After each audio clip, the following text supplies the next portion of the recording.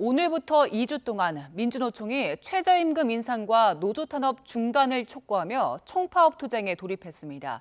정부는 경제단체와 긴급 간담회를 열어 우려를 표명하고 불법 집회에는 엄정 대응하겠다고 밝혔습니다. 취재기자 연결합니다. 신지원 기자.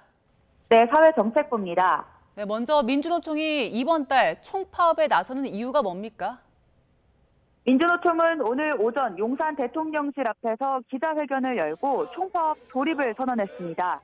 정부가 반노동 정책으로 노조를 탄압하고 있다며 정권 퇴진을 요구했습니다.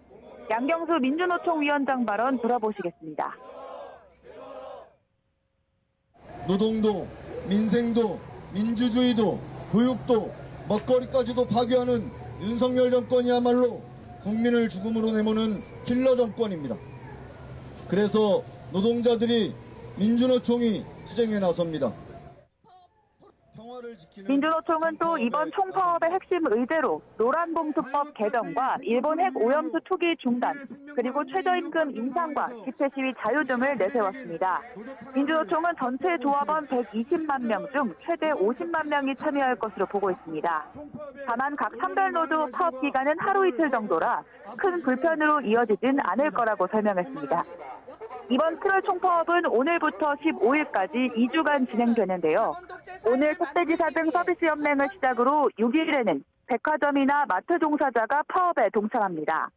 다음 주엔 현대차 노조 등 금속노조와 전교조, 건설노조 등 산하조직이 파업에 나서고 특히 13일부터는 보건의료노조가 무기한 파업을 예고했습니다.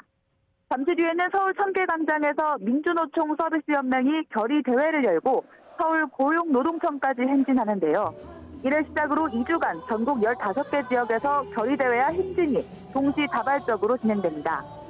특히 내일과 오는 7일, 11일, 14일에는 윤석열 정부 퇴진을 주장하는 야간 촛불 집회가 열릴 예정입니다. 네, 그럼 정부는 어떻게 대응하고 있습니까? 정부는 오늘 6개 경제단체와 긴급 간담회를 열고 우려를 표명했습니다. 이창양 산업통상자원부 장관은 하반기 수출 반등을 위해 노사협력이 시급하다며 대개도 노조의 부당한 요구를 단호히 거부할 필요가 있다고 밝혔습니다. 경제단체 부회장들도 이번 총파업을 불법 정치파업으로 규정하며 중단되어야 한다고 입을 모았습니다. 앞서 이정식 고용노동부 장관은 이번 총파업에 명분이 없다며 불법 행위에 대해 노사불문 끝까지 책임을 묻겠다고 밝혔는데요. 파업 기간 장마와 폭염이 겹쳐 안전사고가 우려된다며 범정부 대응 체계를 구축하겠다고 밝혔습니다. 경찰도 엄정 대응을 예고했습니다. 질서 유지를 위해 기동대 24개를 임시 편성하는 등 최대 155개 경찰 부대에 병력 9천여 명을 투입하기로 했습니다.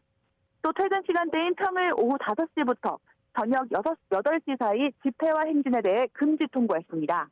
앞서 말씀드린 것처럼 총파업 기간에 4차례 평일 야간 촛불 집회가 예정된 만큼 노동계와 경찰 충돌이 우려됩니다. 앞서 윤익을 경찰청장은 최근 민주노총 집회로 시민들이 불편을 겪었다며 공무집행 방해 등 불법 행위자는 현장에서 즉시 검거하겠다고 강조했습니다. 지금까지 사회정책부에서 전해드렸습니다.